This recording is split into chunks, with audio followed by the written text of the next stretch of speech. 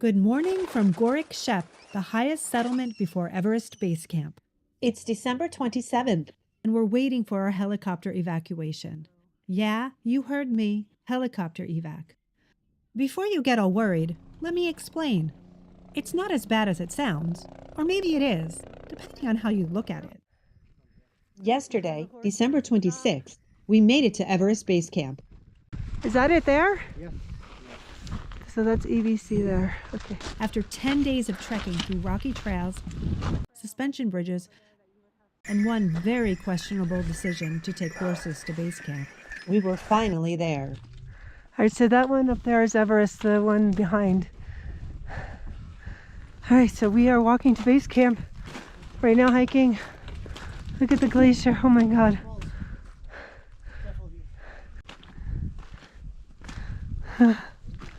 Look, we're here, we made it, we're here. Oh my God.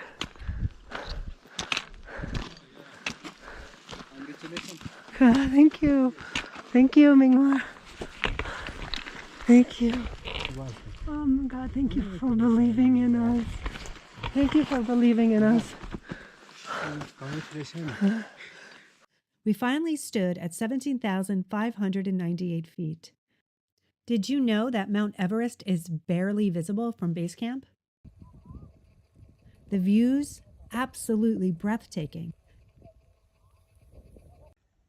Everest towering above us, the Khumbu icefall shimmering in the sunlight. It felt like we were on top of the world. And we almost were. Literally. But let me back up and tell you how we got there, and how we ended up deciding to take horses in the first place. Good morning. I know I'm a mess, but oh my goodness, I haven't done anything yet. Here we are in our room. We're at like 16,000 feet. Baby's sleeping. The plan today is to trek 3 hours to get to Gorakshep, and then another 3 hours to get to Everest Base Camp. But before we get going, let me show you around. This is our room in Labuche. I'll show you. This is where we stayed. Love the floral wallpaper. Actually, this is one of the better tea houses. Very simple. 2 beds. Some blankets. No heat.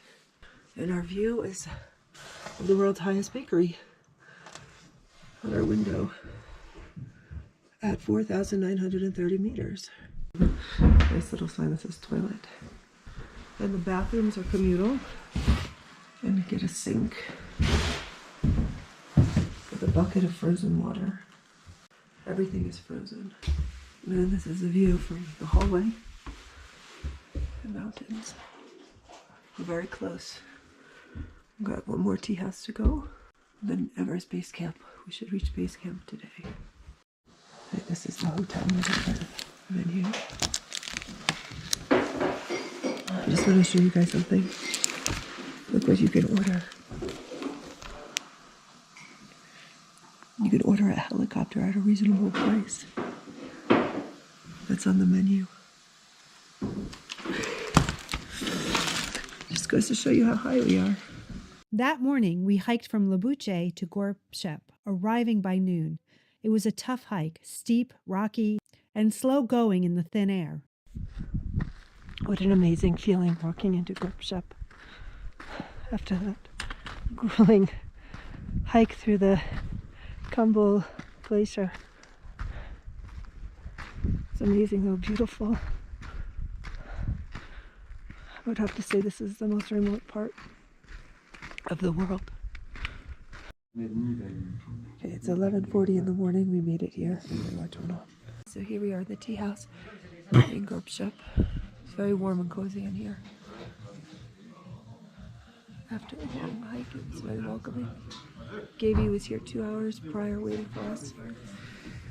Because he took the horse. So Gaby was here 2 hours prior. And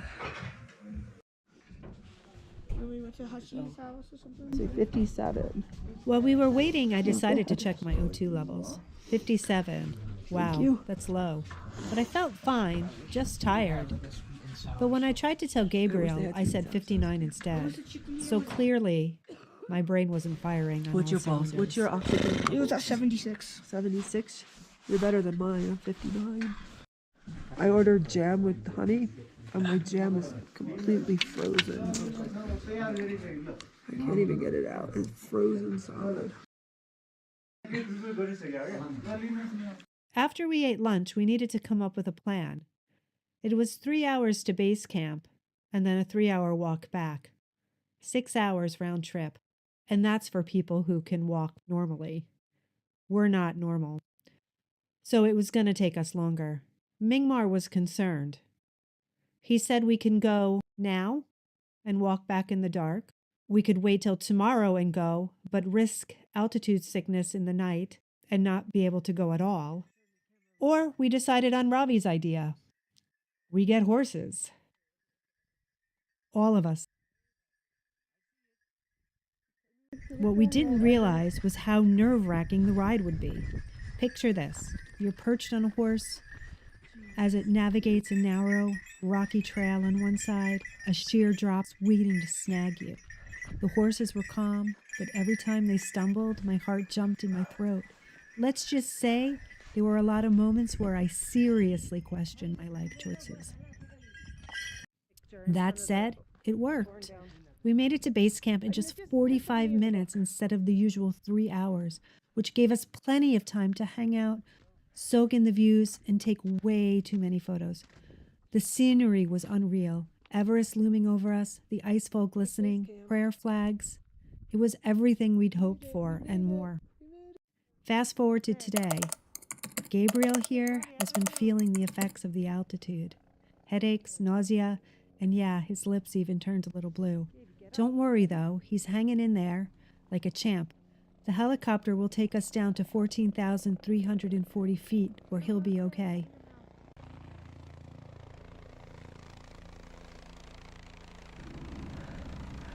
This is the helipad.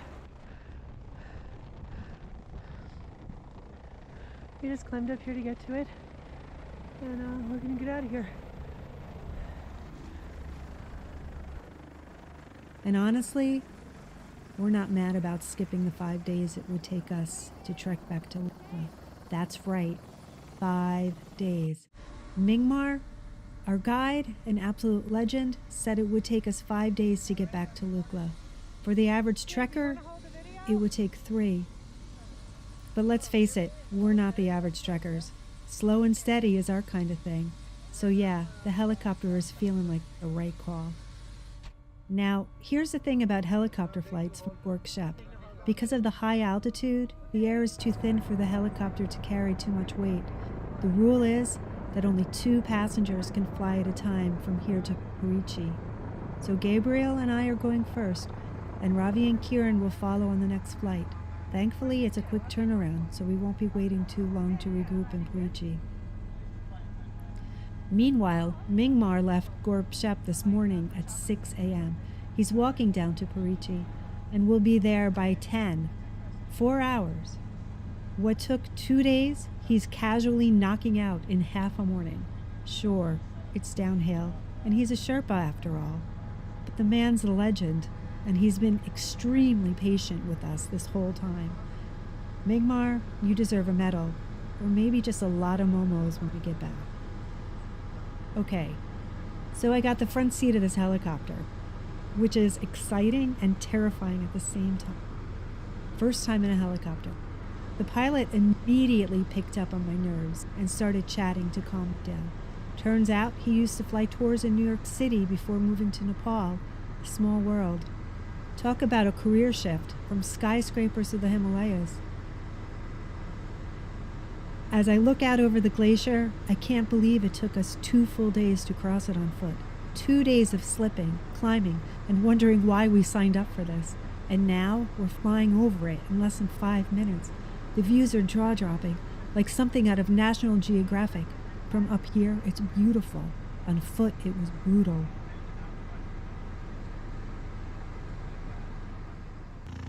Welcome to Parichi. We've just dropped over 2,600 feet, and wow, you can feel the difference. The air is thicker, warmer. It's like my lungs have got a first-class upgrade. Gabriel is already looking better. And Mingmar's already here waiting for us.